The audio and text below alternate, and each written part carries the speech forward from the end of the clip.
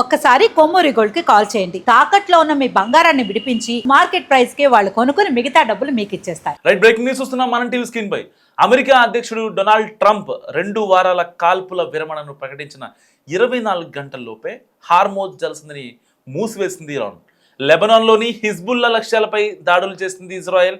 ఈ నేపథ్యంలో కాల్పుల విరమణను ఇజ్రాయెల్ ఉల్లంఘించిందని టెహ్రాన్ ప్రధాన కార్యాలయం ఆరోపిస్తోంది. అమెరికా ఇరాన్ కాల్పుల విరమణ కుదిరిన కొద్ది గంటల్లోపే ఇజ్రాయెల్ లెబనాన్పై విరుచుకుపడింది. 10 నిమిషాల వ్యవధిలో 100 ఎయిర్ స్ట్రైక్ చేసింది. ఇమాజిన్ ఎలా ఉంటుందో. ఈ దాడుల్లో 100 మంది అక్కడికక్కడే మృతి చెందగా దాదాపుగా 700 మందికి పైగా గాయపడ్డారు. సో ఈ సంఖ్య మరింత పెరిగే అవకాశం ఉంది. మృతుల సంఖ్య కూడా మరింత పెరుగుతోంది. దాడులు జరిగిన ప్రాంతాల్లో అంబులెన్స్లు, వైద్య సిబ్బంది సహాయక చర్యలు ముమ్మరం చేశాయి. సో క్షతగాత్రులతో లెబనాన్లోని అన్ని ఆసుపత్రులు నిండిపోయాయి. 1982 తర్వాత లెబనాన్పై ఇదే అతిపెద్ద దాడి అని అధికారులు చెప్తున్నారు. ఇజ్రాయెల్ దాడుల్లో లెబనాన్ చెందిన ఒక ప్రముఖ మత పెద్ద సాదిక్ అలీ నబ్సూరి కూడా మృతి చెందారు. బీరూట్ సహా పలు ముఖ్య ప్రాంతాల్లోని హెజ్బుల్లా స్థావరాలను లక్ష్యంగా చేసుకుని దాడి చేసింది ఇజ్రాయెల్. సో హెజ్బుల్లా గ్రూపులపై దాడులు, Hezbollah command control centres and ఉగ్ర స్థావరాలు, ఉగ్రవాదుల మౌలిక సదుపాయాలను ధ్వంసం చేసినట్లు ఇజ్రాయెల్ తెలిపింది. మరి అలాంటి ఉగ్ర స్థావరాలను దాడులు చేయాలి అంటే 100 ఎయిర్ స్ట్రైక్స్ ఒక్కసారిగా చేసిందంటే మరి పాకిస్తాన్పై కూడా చేయాలి కదా. సో ఈ దాడులపై హెజ్బుల్లా గ్రూప్ నుంచి ఎలాంటి స్పందన రాలేదు. ఇరాన్, అమెరికా, ఇజ్రాయెల్ కాల్పుల విరమణ ఒప్పందంలో లెబనాన్ కూడా భాగమేనని పాకిస్తాన్ చెబుతుంది. అయినప్పటికీ లెబనాన్పై ఇజ్రాయెల్ దాడులు కొనసాగిస్తూనే ఉంది. ఈ దాడులు కొనసాగితే ఇరాన్, అమెరికా సీజ్ ఫైర్ పైన ప్రభావం పడనుంది. లెబనాన్పై దాడులకు నిరసనగా ఇరాన్ హార్మోజ్ జలసంధి గుండా నౌకల రాకపోకలను అడ్డుకుంది. ఒకవేళ గనక ఇదే కంటిన్యూ చేస్తే ఏదైతే హార్మోజ్ షిప్ దగ్గర ఉన్నటువంటి నౌకల్ని పేల్ చేస్తామంటూ కూడా ఇరాన్ గట్టిగా చెప్తుంది. సో ఇప్పుడు ఇజ్రాయెల్ లెబనాన్పై దాడులు కొనసాగిస్తే అమెరికాతో కాల్పుల విరమణ ఒప్పందం నుంచి వైదొలుగుతామంటూ కూడా ఇరాన్ హెచ్చరిస్తోంది. సో హార్మోజ్ జలసంధి ఇవాళ బుధవారం కదా, బుధవారం నుంచి ఈ యొక్క రాకపోకలు కంప్లీట్గా నిలిపేసింది, రెడ్ సిగ్నల్ వేసింది ఇరాన్. హార్మోజ్లో చిక్కున్న నౌకలకు ఈ జలమార్గం ఇంకా మూసివేసే ఉంటుందని అక్కడ ఆ ప్రతినిధి ఎవరైతే ఉంటారో సో షిప్పింగ్ యార్డ్కి సంబంధించి వాళ్ళు చెప్తున్నారు. సో ఈ దాడిని 2 వారాల పాటు నిలిపివేయాలన్న అమెరికా అధ్యక్షుడు డొనాల్డ్ ట్రంప్ డెసిషన్కి తమ మద్దతు ఉంటుందని ఇజ్రాయెల్ చెబుతున్నా లెబనాన్పై దాడి చేస్తుంది. సో అయినప్పటికీ తమ దేశంపై ఆ దాడిలో హిజ్బుల్లా పాత్ర కారణంగా కాల్పుల విరమణ నిబంధనలు, షరతులు లెబనాన్కు వర్తించవని ఇజ్రాయెల్ చెప్తుంది. కానీ ఇరాన్ ఏం చెప్తుంది, లెబనాన్పై మరొక దాడి చేస్తే గనక ఇక మేం చేయాల్సింది మేం చేస్తాం అన్నట్టుగా ఇప్పుడు అమెరికాకి వార్నింగ్ ఇస్తోంది ఇరాన్.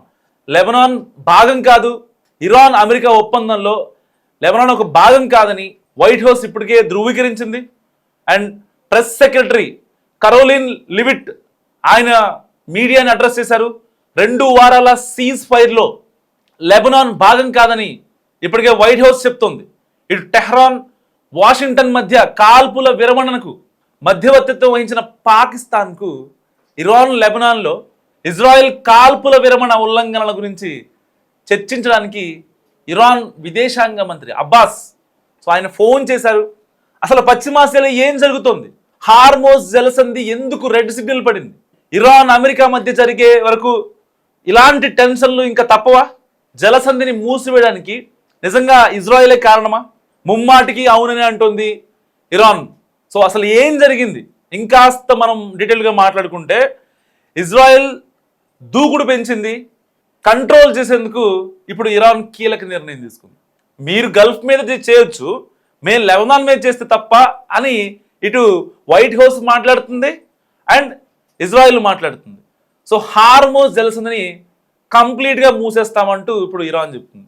ముఖ్యంగా లెబనాన్పై ఇజ్రాయెల్ దాడులు తీవ్రతరం చేయడంతో ఈ నిర్ణయం తీసుకున్నట్లు ప్రభుత్వ ఆధీనంలో ఉన్నటువంటి ఏజెన్సీలు చాలా గట్టిగా కరాఖండిగా చెప్తున్నాయి.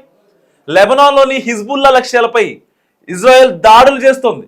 ఈ దాడుల్లో దాదాపుగా 200 మంది ప్రాణాలు కోల్పోయారు. ఇప్పటికే కాల్పుల ఉల్లంఘన, ఇరాన్ దీనిపై అగ్గి మీద గుగ్గిలం అవుతోంది. దీని కారణంగా కాల్పుల విరమణ ఒప్పందాన్ని ఉల్లంఘించడమే ఇంకా మనకి శరణ్యం అంటూ ఇరాన్ భావిస్తోంది. హార్మోజ్ జలసంధిలో నౌకల రాకపోకలను ఇప్పటికే ఇరాన్ నిలిపివేసింది. ఈ విషయం తెలియగానే అమెరికా రంగంలోకి దిగింది. జలసంధిని వెంటనే తిరిగి తెరవాలని వైట్ హౌస్ ఇరాన్ను డిమాండ్ చేసింది.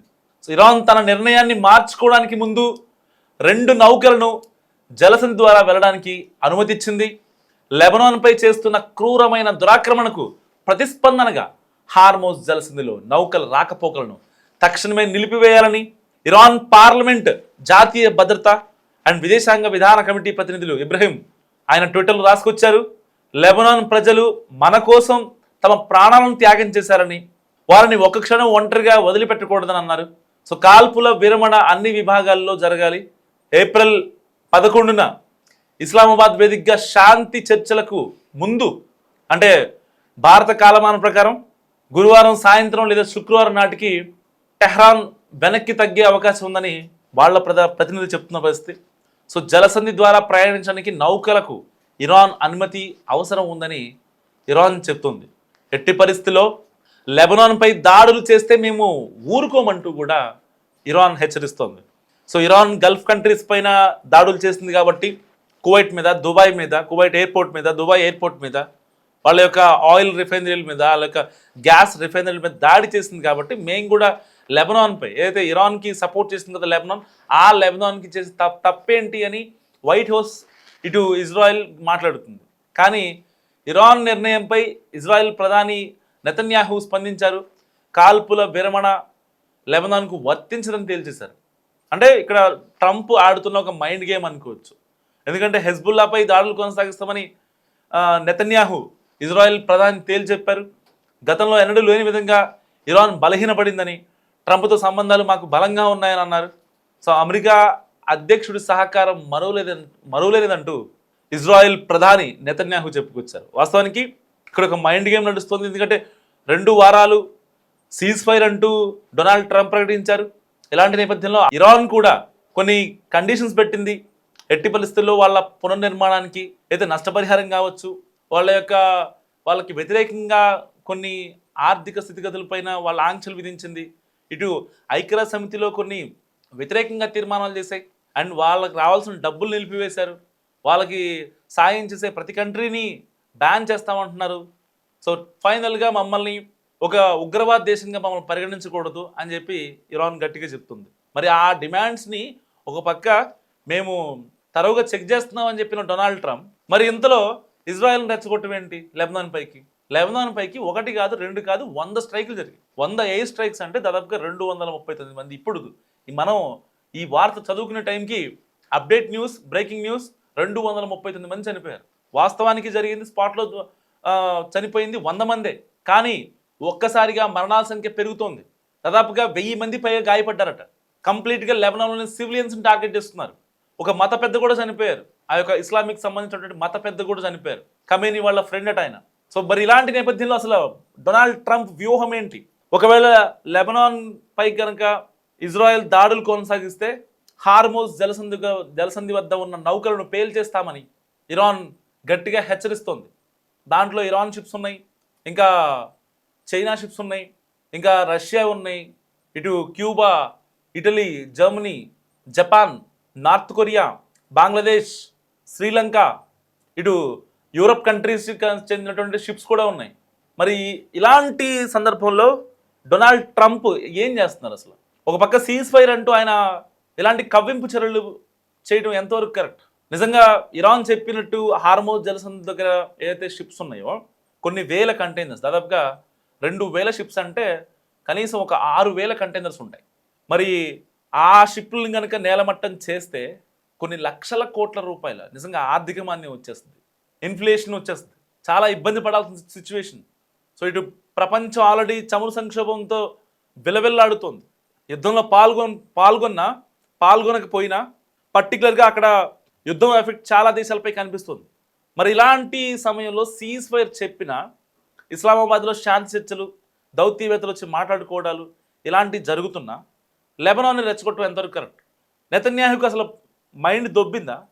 మరో డొనాల్డ్ ట్రంప్ అనుకుంటున్నాడా నెతన్యాహు సీజ్ ఫైర్ ఒప్పందం మాకు ఇంప్లిమెంట్ అవ్వదంటే అర్థం ఏంటి? అంటే వాళ్ళు యాక్సెప్ట్ చేయరా?